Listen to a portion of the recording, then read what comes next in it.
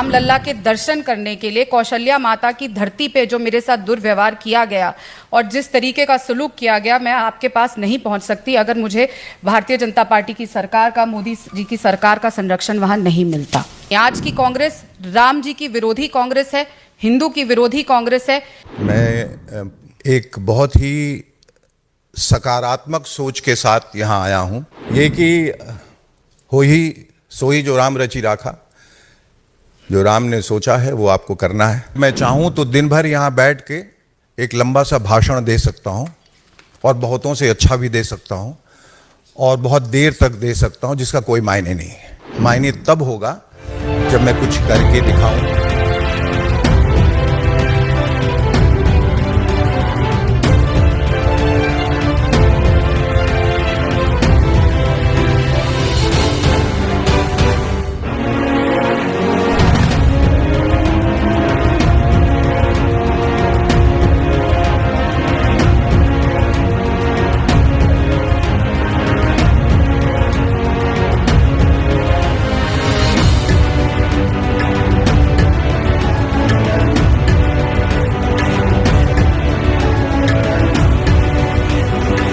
आज मैं अगर आपके समक्ष यहाँ बैठी हूँ तो वो सिर्फ इसीलिए क्योंकि छत्तीसगढ़ में मोदी जी की गारंटी की सरकार है, जिसके संरक्षण में मैं आज यहाँ पहुँच पाई। वरना जिस तरीके से राम भक्त होने के लिए, रामलला के दर्शन करने के लिए कौशल्या माता की धरती पे जो मेरे साथ दुर्व्यवहार किया गया और जिस तरीके का सलूक किया गया, मैं आपके पास नहीं पहुँच सकती अगर मुझे भारतीय जनता पार्टी की सरकार का, मोदी जी की सरकार का संरक्षण वहाँ नहीं मिलता। लगातार जिस तरीके से हिंदू होने का, एक सनातनी लड़की होने का, राम भक्त होने का मुझे सज़ा मिलती आई है कांग्रेस पार्टी में, लगातार मैं सहती आई थी।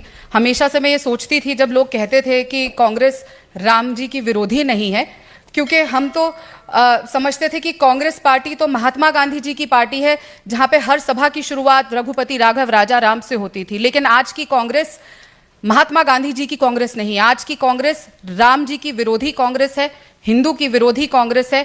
मेरी जननी जो खुद इतनी बड़ी राम भक्त है, जिनको लेके मैं रामलला के दर्शन करने गई, मेरा पूरा परिवार राम भक्त है। और जब राम मंदिर बना और मूर्ति की स्थापना हुई, जिस तरीके से हमने अपने घर में उसको मनाया, उसको लेकर जितना कष्ट भारतीय राष्ट्रीय कांग्रेस को हुआ और उसके चलते जिस तरीके से एक षड्यंत्र मेरे खिलाफ रचा गया और माता कौशल्या के धरती पे, राम जी के ननिहाल में मेरे साथ जो दुर्व्यवहार किया, उससे पीड़ित होके आज मैं बोलते हुए भी ये कांप रही हूँ जब मैं उस पल को वापस जीती हूँ। ये सिर्फ मोदी जी की गारंटी की सरकार थी कि बेटी वहाँ सुरक्षित थी और वहाँ से सुरक्षा से यहाँ पर पहुँच सकी। और मैं बहुत बहुत धन्यवाद देती हूँ नरेंद्र मोदी जी का, श्री अमित शाह जी का और साथ ही राष्ट्रीय अध्यक्ष श्री JP नड्डा जी का, कि उन्होंने मुझे मौका दिया है कि मैं रामलला के इतने विशाल परिवार का आज हिस्सा बन सकूं और भारतीय जनता पार्टी में शामिल हो सकूं। और एक मौका नरेंद्र मोदी जी के द्वारा, अमित शाह जी के द्वारा और JP नड्डा जी के द्वारा मुझे मिल रहा है विकसित भारत में अपना एक छोटा सा कंट्रीब्यूशन देने का और नेशन बिल्डिंग में, और भारत को सच में विश्व प्रसिद्ध, विश्व में सबसे बेहतरीन देश बनाने का ये मौका मिल रहा है। कल तक मुझे खुद मालूम नहीं था कि मैं आज यहाँ बैठूंगा, क्योंकि ज़िंदगी में बहुत कुछ जाने अनजाने होता है और कभी कभी आप अनभिज्ञ रहते हैं कि आपका मुस्तकबिल क्या है, और ऊपर से एक आमद होती है और फिर आप उस आदेश का पालन करते हैं। मैं एक बहुत ही सकारात्मक सोच के साथ यहाँ आया हूँ और सबसे पहले तो मैं ईश्वर का शुक्रिया अदा करूँगा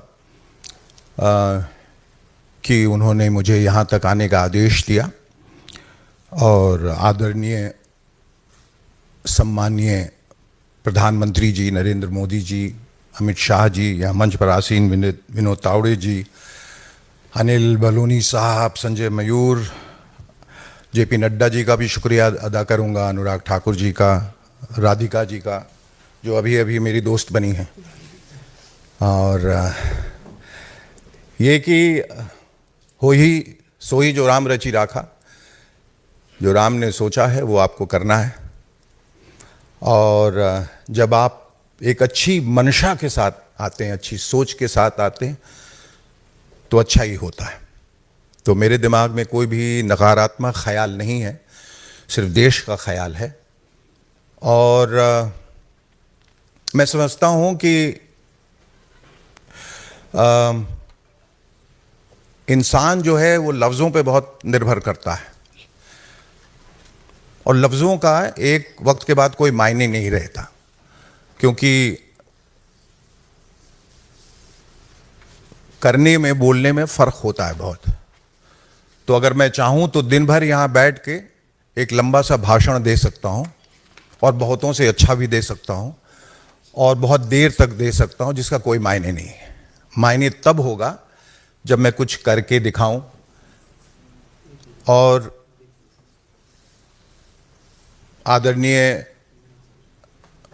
मोदी जी के सानिध्य में जो हमारा देश पिछले 10 सालों से गतिशील है, विकासशील है, जहां अवस्था भी बदल रही है, व्यवस्था भी बदल रही है, तकदीर भी बदल रही है, तस्वीर भी बदल रही है, दशा भी बदल रही है, और दिशा भी बदल रही है, उसमें शामिल होना, उस प्रवाह में, उस ऊर्जा में हर हिंदुस्तानी का फ़र्ज़ है।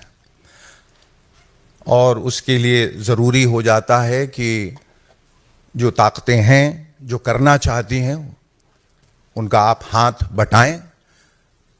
भले ही आप एक अदने से इंसान हैं, लेकिन वो कहते हैं कि बूंद बूंद से सागर बनता है। और मैं अपने आप को खुशकिस्मत समझता हूँ कि मुझे ये मौका मिला है। और जैसा मैंने पहले कहा कि ज़्यादा न बोलते हुए उस वक्त की प्रतीक्षा में जब मैं कुछ कर पाऊँगा और करके दिखाऊँगा, तब शायद कुछ बोलने के लिए रहेगा। इस वक्त ये कि मैं खुश हूँ कि जो हुआ है